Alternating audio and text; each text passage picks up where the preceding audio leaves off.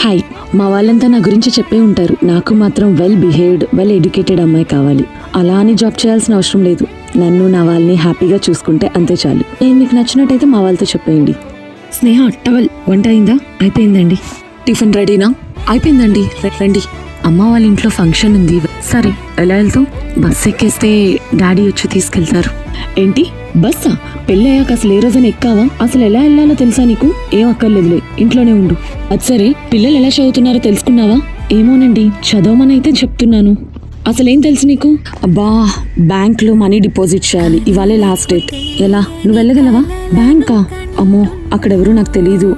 మీరే చూసుకోండి. అరేరే, మర్చిపోయాను. అమ్మని రాత్రి హాస్పిటల్కి తీసుకెళ్తానన్నాను. నీకు తెలీదు, నువ్వు చేయలేవులే, వదిలే. సరే, అదేదో నేనే చేసుకుంటాను. బాయ్. అమాయకురాలైన భార్య దొరికితే మీరు కలగన్నట్టే ఉంటారేమో, కానీ మీ కళలను మాత్రం నెరవేర్చలేదు.